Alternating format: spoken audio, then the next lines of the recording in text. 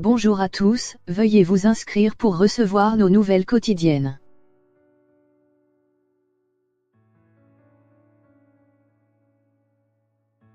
Mais à quoi va bien pouvoir servir Stratolaunch, le plus grand avion du monde?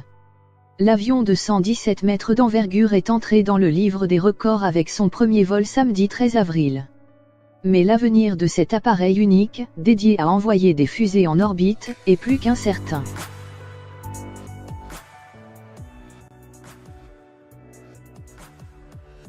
Y a-t-il une malédiction qui pèse sur les prétendants au titre du plus gros avion au monde?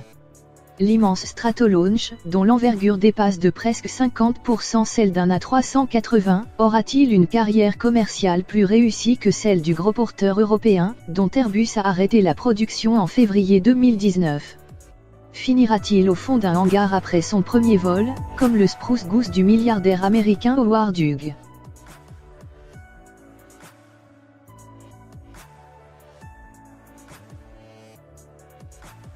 Précédent détenteur du record de la plus grande envergure au monde.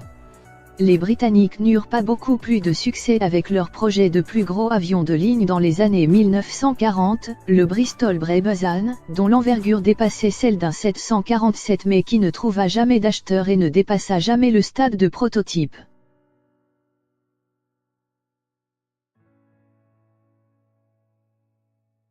L'avenir de Stratolaunch est plus qu'incertain depuis le décès en 2018 de Paul Allen, cofondateur de Microsoft, qui avait financé cette entreprise dont l'objectif est toujours de réduire le coût de l'aspect à l'espace. L'idée de départ était de gagner de la performance et de la souplesse d'emploi en lançant une fusée depuis une altitude de 10 km.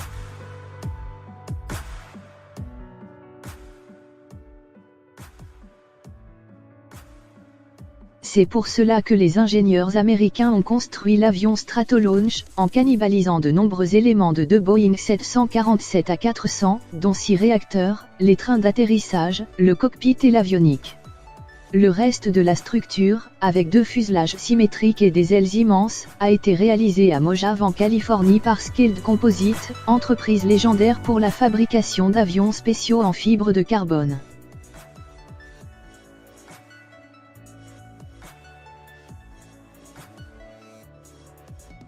Les 2 fuselages doivent permettre d'emporter sous l'aile centrale une fusée puissante, d'une masse allant jusqu'à 226 tonnes, afin d'envoyer des gros satellites en orbite.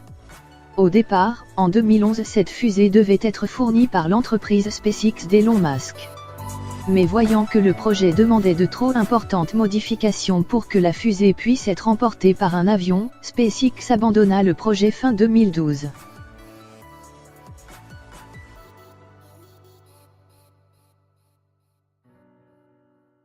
Stratolaunch se tourna alors vers Orbital ATK pour développer une version plus puissante de sa fusée Pegasus, qui est déjà lancée sous la carlingue d'un triréacteur Lockheed L1011.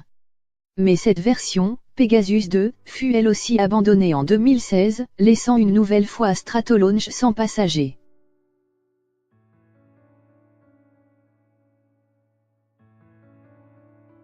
Finalement, l'entreprise américaine annonce désormais que son avion géant pourra emporter 3 petites fusées Pegasus XL en un seul volume, une charge qui ne permettra de lancer que 3 petits satellites, pesant chacun 440 kg, très loin des 6,1 tonnes que devait emporter le lanceur qui aurait dû être fourni par SpaceX.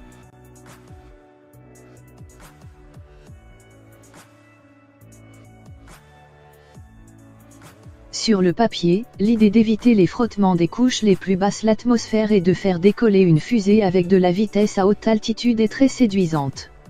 Malheureusement, l'avantage en performance par rapport à un lanceur qui décolle depuis un pas de tir à la verticale ne dépasse pas les 10%. Un gain finalement minime, qui ne semble pas intéressant quand on prend en compte les coûts d'opération d'un avion porteur géant. De plus, la capacité d'emport de 220 tonnes ne permet pas d'envoyer dans l'espace une fusée aussi puissante que le lanceur européen Ariane 5, 750 tonnes, ou même l'américain Falcon 9, 550 tonnes.